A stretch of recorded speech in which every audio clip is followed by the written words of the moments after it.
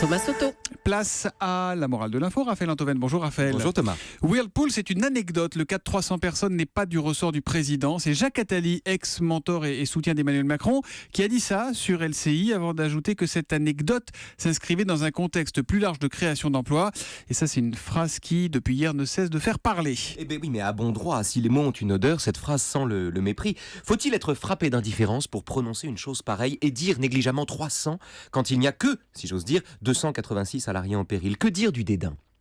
Pour le comprendre, il faut en revenir à Leibniz et à l'idée bien connue du meilleur des mondes possibles. Le meilleur des mondes possibles, Oui. c'est une drôle d'expression quand on pense aux gens qui, dans ce monde, risquent de perdre leur job. Oui, si on la prend au pied de la lettre. Mais aux yeux de Leibniz, ça ne change rien en fait. Ce monde est le meilleur des mondes possibles, dit Leibniz, puisque c'est celui que Dieu a choisi. Et les génocides, les viols ou les plans sociaux, bref, tout ce qui nous semble un drame, parce qu'on a le nez dessus, n'est qu'une anecdote au regard de Dieu qui a besoin d'en passer par là pour qu'advienne l'harmonie. Un peu comme un tableau, vous savez, qui vu de près ressemble à une croûte et devient un chef-d'œuvre dès qu'on s'éloigne un peu. Ou comme Jacques Attali qui considère que le sacrifice de 300 emplois, comme il dit, est soluble dans un contexte plus large de création d'emplois. Exactement. Il s'éloigne Thomas. du tableau. C'est le même raisonnement, c'est le syndrome du tableau. Vous qui souffrez, réjouissez-vous car vous êtes sacrifiés sur l'autel d'un bien supérieur. Si on ferme une usine maintenant, braves gens, c'est pour éviter d'en fermer 3 dans 2 ans. Et faut-il que les salariés et futurs chômeurs manquent de hauteur pour voir une tragédie dans ce qui n'est qu'une anecdote, c'est-à-dire un mal pour un bien? La douleur, la mort, le chômage, l'injustice,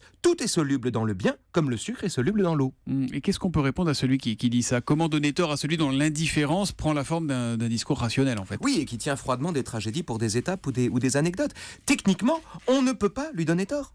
On ne peut pas donner tort à celui qui présente une tragédie comme une anecdote. Il répondra, si on proteste, qu'on est myope alors que lui dispose d'une longue vue et qu'il voit plus loin.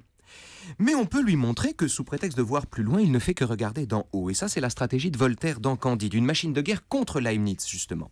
Que fait Voltaire? Il truffe son livre d'anecdotes, c'est-à-dire de massacres, de folies, de tremblements de terre, de catastrophes, etc., qu'il confronte sans cesse au discours de Leibniz, selon lequel tout va toujours pour le mieux, etc.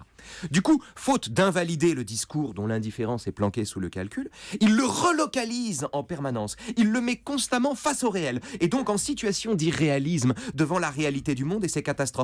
Un peu comme si Jacques Attali avait tenu son discours anecdote au cœur de l'anecdote elle-même, c'est-à-dire au milieu des gens qui s'apprêtent à perdre leur emploi. Et la morale de l'info? Il n'y a pas d'anecdote, il n'y a que des événements.